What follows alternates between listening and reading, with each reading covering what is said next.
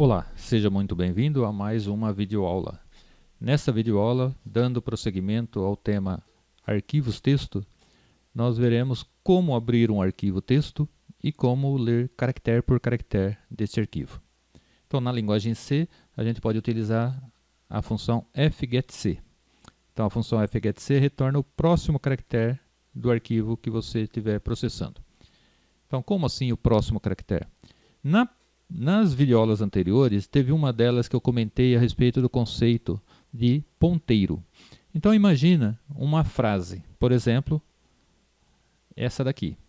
Se isso daqui fosse o arquivo, eu abrisse o arquivo, imagina vocês que tem um ponteiro aqui apontando.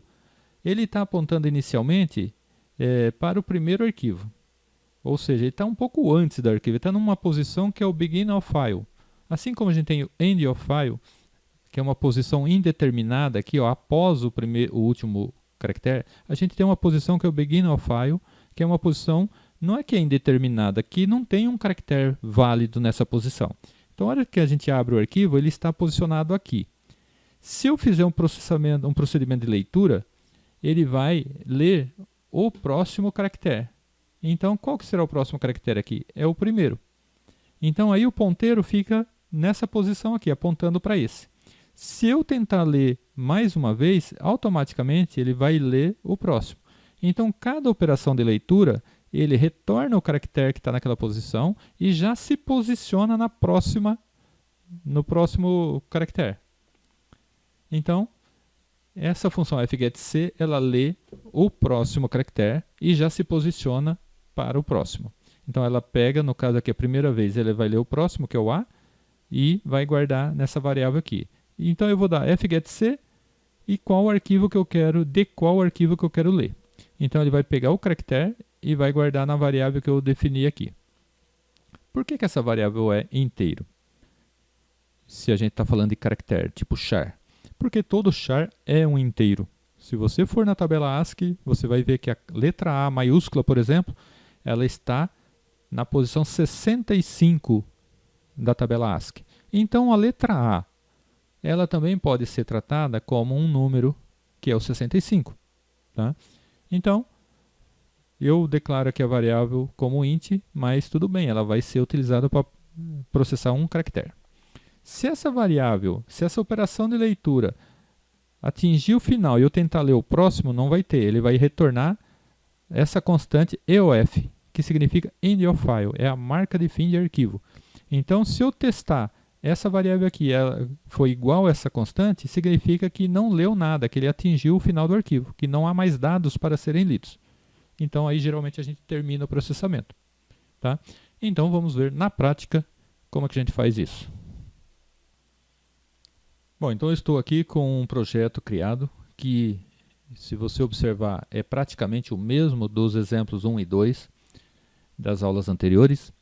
Então, eu peguei a mesma base, ou seja, declarei a declaração da variável. Então, essa variável arc, que é ponteiro para o tipo file, é onde eu vou guardar as informações do arquivo que será aberto. Então, ele vai ser o meu manipulador, meu handle. É através dela que eu vou chegar ao arquivo que me interessa, que é o arquivo texto, nesse caso aqui. Aí, uma variável result, que eu vou usar para guardar o caractere lido cada vez que eu leio um caractere. E depois, então, da tentativa de abertura do arquivo, é sempre boa prática a gente verificar se houve sucesso nessa operação, se de fato conseguiu abrir o arquivo.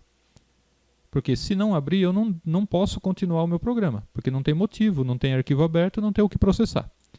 E aqui no final, a operação de fechamento do arquivo. Então é aqui que eu vou inserir o código que a gente vai escrever, que a gente vai fazer, que é processamento, leitura, caractere por caractere. Bom, então aí está, num passe de mágica. Aqui ó, eu tenho uma estrutura que eu quero, enquanto eu conseguir ler um caractere do arquivo arc e colocar na variável result, e essa variável, o conteúdo dela for diferente da marca de fim de arquivo, é para imprimir esse caractere. Ou seja, fgetC arc, ou seja, leia o próximo caractere desse arquivo aqui. Coloque ele nessa variável. E aí o conteúdo dessa variável, compare se ela é diferente da marca de fim de arquivo. Se for, então continue, imprima, depois volta aqui, lê outra e assim por diante. Então eu já usei essa construção no exemplo anterior. Nesse caso aqui, a linguagem C vai entender, vai processar o que tem dentro do parênteses primeiro. Então ela vai entender que eu quero que ela leia um arquivo do caractere, guarde um caractere do arquivo e guarde nessa variável. Depois, o conteúdo dessa variável, depois de feita essa leitura, é que deverá ser comparado com isso daqui. Então a condição dessa estrutura ela vai repetir enquanto não atingir o fim do arquivo. E aí, então vai lendo caractere por caractere e vai imprimindo. A %C imprime um caractere. Qual caractere? Aquele que está armazenado na variável result. Então vamos testar. E aí está, então, ó. Operacionalmente, o resultado desse programa é exatamente igual do programa 1, quando a gente lia linha por linha. Então lia linha inteira e imprimia, lê outra linha inteira e imprime. Então você pode me perguntar, por que eu vou ler caractere por caractere se eu posso ler linha inteira? Porque em algumas situações você vai ter que fazer um tratamento diferente para determinados caracteres. Coisa que se você processar a linha inteira vai dar mais trabalho, você depois ter que processar cada string, cada linha lida. Então nesse caso, vamos imaginar o seguinte, deixa eu executar. Então vamos imaginar o seguinte, se eu quisesse trocar esse tracejado aqui por asterisco, por exemplo. Então, eu vou fazer isso daqui, ó. If, se a variável result, se o conteúdo dela for igual o sinal de igual, que é o tracejado, então eu vou falar, altere o conteúdo dessa variável para asterisco. Vamos deixar bem chamativo, né? Para o jogo da velha. Então ele vai imprimir aqui, mas só que antes disso ele vai verificar, ele vai processar essa variável. Se for esse conteúdo, ele troca o conteúdo. Então vamos executar e ver agora. Bom, faltou ponto e vírgula, né? Então aí está, ó. E eu poderia fazer qualquer processamento.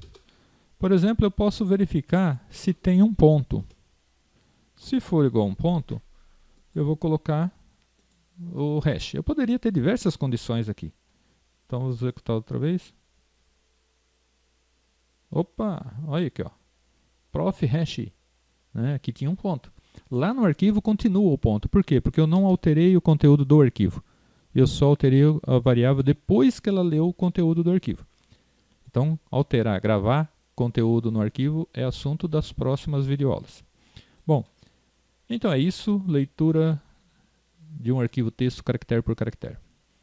Então eu encerro aqui o conteúdo dessa parte, da primeira parte, que é leitura, abertura para leitura, abrir um arquivo para leitura, e aguardo vocês então nas próximas videoaulas, onde nós veremos como gravar, abrir um arquivo para gravar novo conteúdo no arquivo. Tá ok? Então te aguardo na próxima videoaula. Até lá!